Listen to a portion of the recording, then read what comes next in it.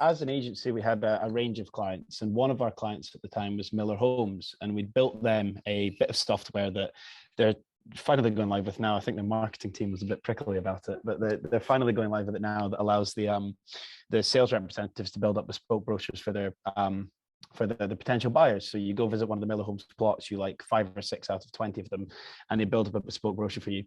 And that kind of really got something going in our brains about, that could be really, really bloody useful in healthcare. The example we always give is that when my dad had his stroke, he was given a 52-page booklet, and this neuropsychologist had circled the relevant points for my dad.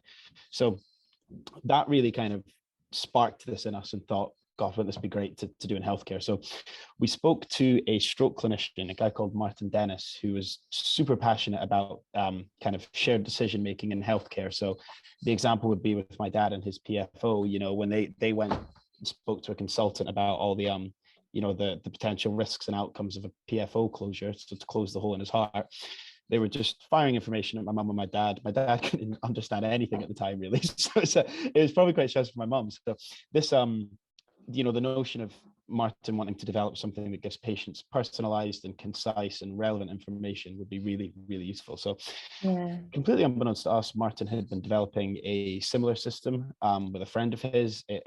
His friend was not a coder by trade, so there was a lot that needed done to it, both on the user interface and the back end of it. So we met with Martin, we discussed it, we built a basic prototype for him. And then about 3 months later, COVID hit. And all of a sudden, there was a real rush and a real, it was, everyone was saying for the first time in healthcare, people were working together to bypass all of the bureaucracy and procurement and just try to get a good solution out that could help patients and their families. So we built version 1 of Tailored Talks to for COVID patients coming out of ICU. How Tailored Talks works, just to give everyone a quick bit of background, it's a content library in which clinicians can filter through the content really quickly and build up bespoke presentations for their patients. So if we use my dad's stroke, for example, as an example, rather than having a 52-page booklet on stroke in general, you would have a 8-page Tailored Talk sent to a digital portal with information on your exact stroke, how to recover for it, based on your needs.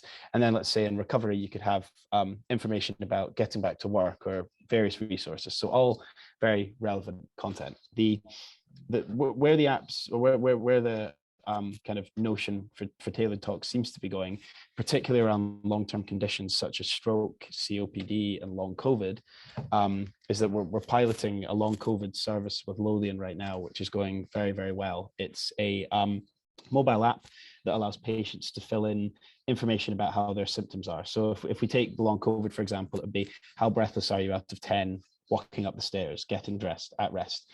Depending on what you put for these questions, you are automatically sent tailored guidance. And really, really uniquely, we have our partners in Chest, Heart and Stroke Scotland, who are also part of the platform, who can log in, see what guidance the patient's been sent, and then help them when it comes to their recovery with further information. So it's a brand new pathway we've developed with Lothian. And we're now working to get content for stroke and COPD, and we have support from the charity to do so. So I think that's the direction Tailored Talks is going in, and we're certainly getting great feedback for clinicians.